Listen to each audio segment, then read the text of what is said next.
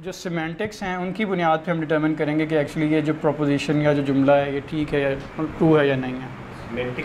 Semantics जो terms involve हैं एक सेंटेंस बनाने में उनके मानी देखेंगे। ये बेसिकली एग्जिस्टेंस का क्लेम है। इस पे भी शायद हम कल बात करेंगे कि एग्जिस्टेंस के बारे में जानना क्या होता है। अपीयरेंस इन रियलिटी, ब्रैडली की एक किताब है, पढ़ी है किसी ने? ये जो स्नो इज़ वाइट में इज़ का लफ्ज़ आता है ना, ये एग्जिस्टेंस का क्लेम है कि अगर वो वाइट है तो पहले तो वो है, snow is and then it is white. अब इस पर बड़ी लंबी लंबी बहसें बात है कि ये स्नो इज़ वाइट जो है ये स्नो को पहले एज्यूम करती है या स्नो को डायरेक्टली एक एट्रीब्यूट असाइन करती है। मतलब जो रसल वगैरह थे वो कहते थे कि एट्रीब्यूट्स ही होते हैं, एट्रीब्यूट्स के अलावा तो कोई चीज़ होती ही नहीं है। आप अगर वाइटनेस ख़त्म कर देंगे तो स्नो भी ख़त्म हो जाएगी। हमें ट्रूथ अच्छा क्यों लगता है? लेकिन एवोल्यूशन तो कहती है कि हम वो सर्वाइवल ऑफ द फिटेस्ट की जो रेस थी उसकी पैदावार हैं। हमारे सारे जो क्या कहना चाहिए परसूट्स होने चाहिए वो तो सर्वाइवल के होने चाहिए। और एक बार नहीं, दो बार नहीं, कोई हज़ारों लाखों बार ऐसा देखा गया कि जो जब आप ट्रूथ का परसूट करते हैं तो आपको सर्वाइवल के लाले पड़ जाते हैं। जो वेस्ट में लोग मानते हैं सर्वाइवल का जो कॉन्सेप्ट है वो एवोल्यूशन, बाद में मैकियावेली को एवोल्यूशन का जो एक तरह से समझा जाता है, प्रिकर्सर समझा जाता है। बस एक नॉलेज से मुतालिक एक आखिरी चीज़, नॉलेज के सोर्सेज के बारे में हमने पहले शायद जिक्र किया कि वो एक्सपीरियंस होता है या लॉजिक होती है। तो जो एक्सपीरियंस से आता है नॉलेज, अगर आपको टेक्निकल थोड़ी सी टर्मिनोलॉजी से शगफ हो तो उसे ए पोस्टीरियरी नॉलेज कहते हैं, और जो लॉजिक से या मैथमेटिकल किस्म का नॉलेज होता है उसे ए प्रायरी नॉलेज कहते हैं। ठीक है, इसे एनालिटिक भी कहते हैं और इसे सिंथेटिक भी कहते हैं। ठीक है जी,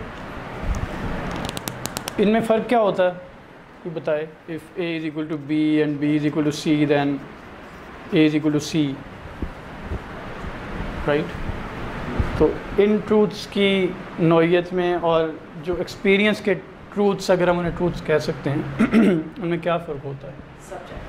एक्सपीरियंशियल ट्रूथ्स भी बाद में ऑब्जेक्टिव हो सकते हैं। ये जो वर्ड्स हैं ना, सब्जेक्टिव और ऑब्जेक्टिव, ये बड़े मनहूस वर्ड्स हैं बेसिकली। ये बड़े सब्जेक्टिव है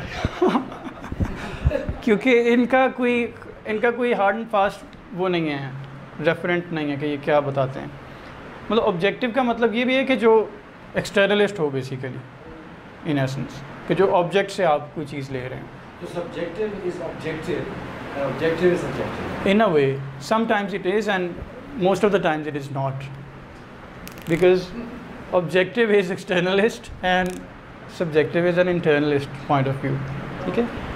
तो इसमें बेसिकली ये एक सॉर्ट ऑफ सिमेंटिक, वो कहाँ गया, सिमेंटिक फॉर्म ऑफ ट्रूथ की एक शक्ल होती है ये।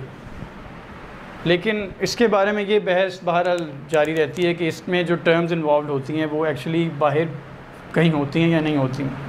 मसलन जो एक्स है मैथमेटिक्स में जिसे हम तलाश करते रहते हैं अक्सर, वो कहीं बाहर होता है या नहीं होता। नंबर 9 की बात हो रही थी आपके आने से पहले, पता नहीं नंबर 9 की क्यों हो रही थी, लेकिन नंबर 9 फॉर एग्ज़ाम्पल ये एब्स्ट्रैक्ट रियलिटी, मतलब इसकी कोई अपनी, इस नंबर 9 का कॉन्सेप्ट जो है इससे अलग कोई एग्जिस्टेंस है या नहीं है,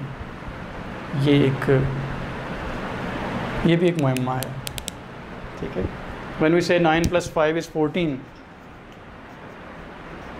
what kind of knowledge would that be? बताएगा मुझे? एनालिटिक होगा या सिंथेटिक होगा?